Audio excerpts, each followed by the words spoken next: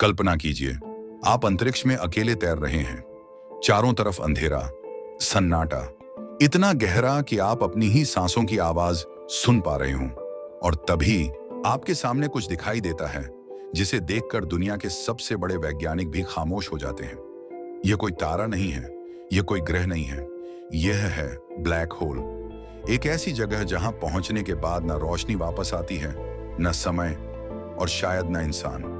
Black hole को लेकर सबसे बड़ा सवाल यही है, अगर कोई इंसान इसके पास जाए तो उसके साथ असल में क्या होगा। ब्लैक होल कोई जादुई चीज नहीं है। यह तब बनता है जब कोई बहुत बड़ा तारा अपनी ऊर्जा पूरी तरह खत्म कर देता है। तारा अपने भारीपन को संभाल नहीं पाता और अंदर की ओर ढाने लगता है, इतना ढाना कि पूरा तारा एक बिंदु में समा जाता है और वही बनता है ब्लैक होल। ब्लैक होल का गुरुत्वाकर्षण इतना शक्तिशाली होता है कि रोशनी भी इससे बच नहीं पाती। इसके चारों ओर एक सीमा होती है जिसे कहते हैं इवेंट होराइजन। यह वह आखिरी सीमा है जहां से कोई वापसी संभव नहीं। एक बार कोई चीज इवेंट होराइजन पार कर जाए तो वो हमेशा के लिए गायब हो जाती है। ब्लैक होल के पास समय भी अलग तरह से बहता है। अगर कोई इंसान ब्लैक होल के करीब जाता है तो बाहर खड़ा व्यक्ति देखेगा कि वो इंसान धीरे धीरे जम गया है, लेकिन उसके लिए सब कुछ सामान्य लगेगा।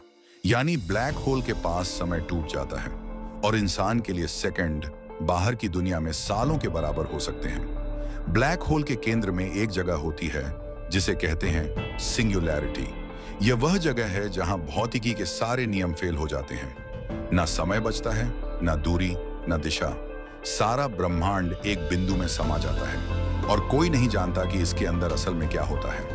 कुछ वैज्ञानिक मानते हैं कि ब्लैक होल सिर्फ नष्ट नहीं करता, बल्कि यह किसी दूसरे ब्रह्मांड तक जाने का दरवाजा भी हो सकता है। इसे कहते हैं वर्म होल थ्योरी।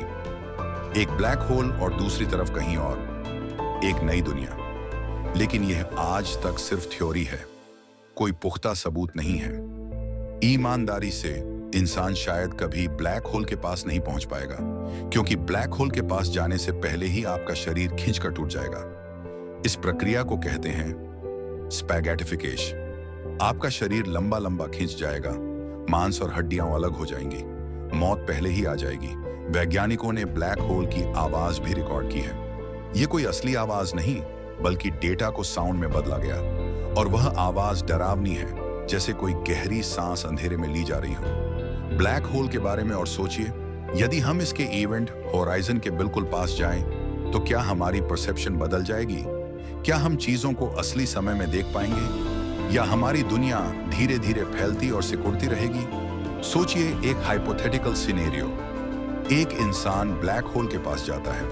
वो देखता है अपने आसपास के तारे, धूल और गैसें तेजी से घूमती हैं। लेकिन जब वह इवेंट होराइजन को पार करता है तो वह सब धीरे धीरे गायब होता चला जाता है। रंग बदलते हैं, प्रकाश डिस्टॉर्ट होता है और समय का मतलब बदल जाता है।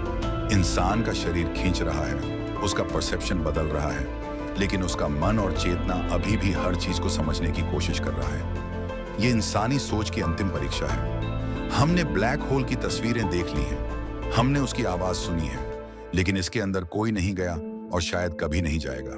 जो भी अंदर गया वापस नहीं आया। ब्लैक होल हमें यह सिखाता है कि हम जितना सोचते हैं उतना हम जानते नहीं। हमारा ज्ञान सीमित है, हमारी समझ अधूरी है, और शायद कुछ रहस्य हमारे लिए नहीं बने। सबसे खतरनाक बात यह नहीं कि ब्लैक होल सब कुछ खा जाता है। सबसे खतरनाक बात यह है कि ब्लैक होल जानकारी को भी मिटा देता है। अगर जानकारी नष्ट हो सकती है तो क्या हमारा अस्तित्व भी सिर्फ एक अस्थायी जानकारी है? आज हमारी आकाश गंगा में हजारों ब्लैक होल मौजूद हैं।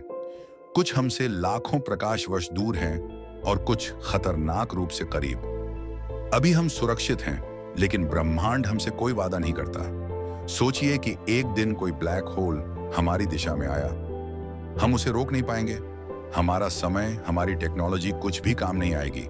हम बस देखते रहेंगे और अंततः वही होगा जो ब्रह्मांड ने तय किया है। तो अगली बार जब आप रात में आसमान देखें और अंधेरे से डरें, याद रखिए, अंधेरा खाली नहीं होता। शायद वह आपको देख रहा हो। सवाल यह नहीं है कि ब्लैक होल क्या है, असल सवाल यह है, क्या इंसान उस सच्चाई को जानने के लिए तैयार है जो ब्लैक होल हमसे छुपाए बैठा है?